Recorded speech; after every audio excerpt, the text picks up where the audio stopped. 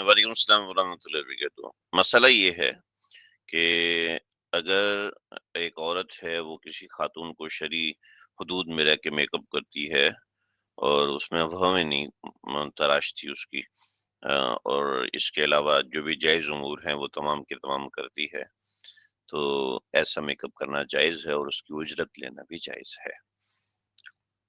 लेकिन अगर भवें बनाई हैं तो ज़ाहिर बात है उस उजरत के अंदर एक नाजायज़ चीज़ भी शामिल हो गई है। अगरचे गालिब आमदन गालिब अमल हलाल है तो उसकी वजह से उसकी आमदन हलाल होगी, लेकिन ये पसंदीदा नहीं है। लेकिन ओवरऑल इसकी कमाई जो है वो हलाल है, हराम नहीं है।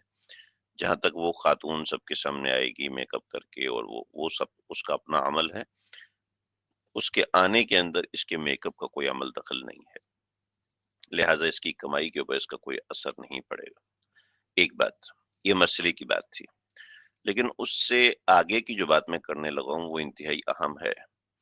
आमतौर पे ख़वातीन ये पूछती हैं कि ये काम करना जायज़ है, ये बिज़नेस करना जायज़ है, ये काम मैं कर रही हैं दुरुस्त है या नहीं?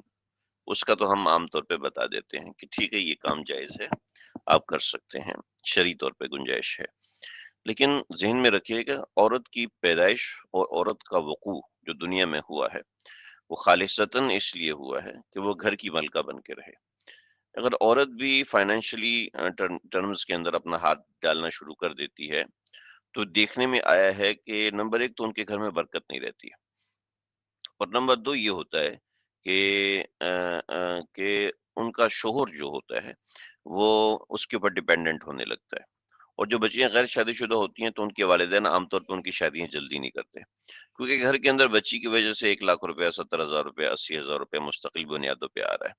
जो कि घर के अंदर एक अच्छे ठाट-बाट का ज़रिया होता है। तो जब ऐसा मामला होता है तो वालिदैन जो थोड़े-से सेल्फ़िश होते हैं, वो यहाँ पर घबरा जाते हैं बच्चियों की शादियाँ करने में। फिर जो खातून खुद कमा रही है वो अपनी औलाद की तरबियत किस हिसाब से करेगी, किस तरीके से करेगी आप उसको समझ सकते हैं। क्योंकि औलाद असल औरत की जो पैदाइश है वो घर के अंदर के निज़ाम को सेट करने के लिए और घर का अंदर का निज़ाम बेस होती है और घर का बाहर का निज़ाम ऊपर का स्ट्रक्चर होता है। जब बेस ही खराब होगी तो डेफ़िनेटली ऊपर का स्ट्रक्चर खुद बहुत खराब होगा। तो औरत को अल्लाह ने दुनिया में बेस बनाने के लिए यानी बुनियाद को मज़बूत करने के लिए औरत को भेजा है। जब औरतें जायज़ है, नाजायज़ है इस चक्कर में पड़ के उस जवाज़ के पीछे पड़ेंगी, तो बहुत सी चीज़ें खराब करने लगेंगी। मजबूरी मजबूरी तो आजकल हर बंदे को है। कोई न कोई मजबूरी तो कोई न कोई निकाल लेता है। इसलिए मसले की हद तक तो हम बता देते हैं, लेकिन हम इसका मशवरा हरगिज़ नहीं देते। क्योंकि मेरे मुशाहिदे में देखा गया है 70-80% बच्चियाँ जब वो फाइनेंशियली हाथ डालना शुरू कर देती हैं, तो उनके घर के मामलात ख़राब होने लगते हैं। मेरे इसके ऊपर तफ़सीली बयानात हैं।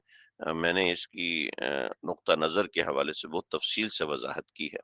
तो असल औरत के लिए जी हज़रत खदीजा कारोबार करते अरे भाई! हमें भी पता है हज़रत खदीजा कारोबार करती थी और बहुत सी ख़वातीन किया करती थीं। लेकिन आइडियोलॉजी जो हमें नबी अकरम सल्लल्लाहु अलैहि वसल्लम ने दी है, वो कौन-सी दी है? क्या नबूवत के बाद भी हज़रत खदीजा कारोबार करती रही हैं? ठीक तो हमें इन सब चीज़ों का पता है। इसमें ज़्यादा सिखाने-समझाने की ज़रूरत नहीं है। बात दो टोक और वाज़ेह है। आज मग़रबी तमद्दुन की वजह से हमारी औरतें घर से बाहर निकल रही हैं और घरों में तलाक़ें जो हो रही हैं, वो नॉर्मली होने की बुनियाद जो होती है उनमें एक फाइनेंशियल टर्मिनोलॉजीज़ होती हैं। अल्लाह हमारी बच्चियों की हिफ़ाज़त फ़रमाए लेकिन ये बड़ी अहम चीज़ है इसको ज़हन में रखिए। अस्सलाम वालेकुम।